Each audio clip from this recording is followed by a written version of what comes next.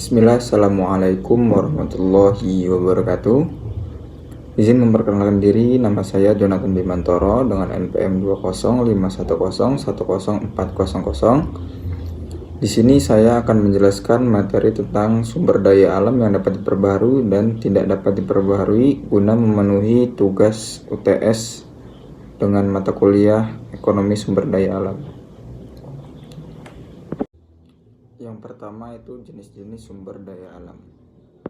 Pembagian yang pertama yaitu ada sumber daya alam yang dapat diperbaharui.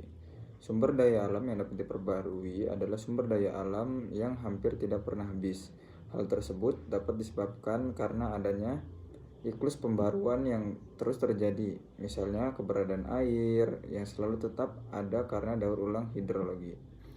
Sumber daya alam yang dapat diperbaharui meliputi air, tanah, tumbuhan, dan hewan. Sumber daya alam yang dapat diperbaharui dapat dikelompokkan menjadi sumber daya alam hayati dan sumber daya alam non-hayati. Macam-macam sumber daya alam yang dapat diperbaharui ada dua, yaitu sumber daya alam hayati dan sumber daya alam non-hayati.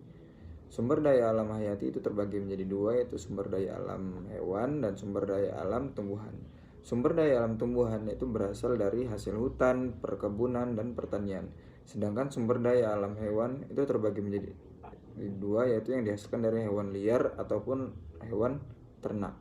Sedangkan sumber daya alam non-hayati itu terbagi menjadi tiga, yaitu sumber daya alam yang tidak pulih, sumber daya alam yang pulih, dan sumber daya alam yang memiliki sifat gabungan, maksudnya bisa pulih dan bisa tidak pulih. Sumber daya alam yang tidak dapat diperbaharui. Pengertian sumber daya alam yang tidak dapat diperbaharui adalah sumber daya alam yang jika habis maka tidak dapat tersedia dalam jangka waktu yang singkat. Perlu jutaan tahun agar bisa dibentuk atau dihasilkan kembali. Penggunaan sumber daya alam ini sangat cepat, sementara proses tersedia kembalinya sangat lambat karena proses pembentukannya yang sangat panjang. Bukan tidak mungkin sumber daya alam yang tidak dapat diperbaharui ini pada akhirnya akan habis, padahal ketergantungan kita pada sumber daya alam yang satu ini cukup tinggi. Sifat dari sumber daya alam yang tidak dapat diperbaharui. Yang pertama itu jumlahnya terbatas dan bisa habis dalam jangka waktu tertentu.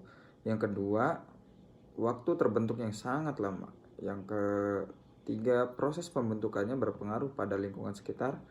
Dan yang terakhir itu keadaan geografis pun mempengaruhi terbentuknya sumber daya alam tidak dapat terbaharui tersebut.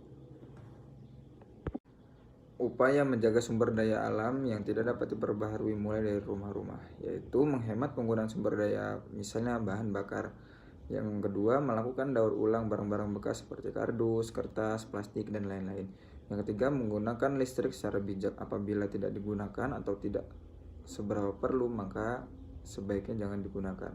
Yang selanjutnya, menjaga kesuburan tanah dengan tidak membuang sampah sembarangan. Yang selanjutnya itu menanam tanaman dengan melakukannya reboisasi dan menanami hutan-hutan yang gundul. Yang terakhir itu pandai serta bijak dalam mengelola dan memakai sumber daya alam. Yang kedua yaitu mengkelompokkan sumber daya alam. Berdasarkan kemampuan untuk memperbaharui diri, sumber daya alam dibagi menjadi dua, yaitu sumber daya alam yang dapat memperbaharui diri dan sumber daya alam yang tidak dapat memperbaharui diri.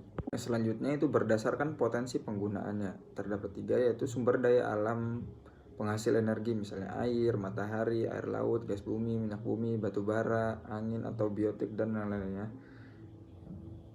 Yang kedua, sumber daya alam penghasil bahan baku seperti air mineral, gas bumi, biotis, perairan, tanah, dan sebagainya. Dan yang terakhir itu sumber daya alam lingkungan hidup, misalnya udara dan ruang, perairan, landscape, dan sebagainya. Berdasarkan ketersediaannya, sumber daya alam tersedia pada satu atau suatu tempat. Yang kedua itu sumber daya alam tersedia pada satu atau suatu area yang luas. Yang ketiga, sumber daya alam yang tersedia pada satu tempat dalam jangka waktu lama di area yang luas. Sekian video presentasi dari saya. Jika ada kurangnya datang dari diri saya dan dari syaitan. Jika ada benarnya datang dari Allah, dan kepada Allah saya mohon ampun. Akhiru da'wana alhamdulillahirabbil alamin. Wabillahi taufiq wal hidayah. Assalamualaikum warahmatullahi wabarakatuh.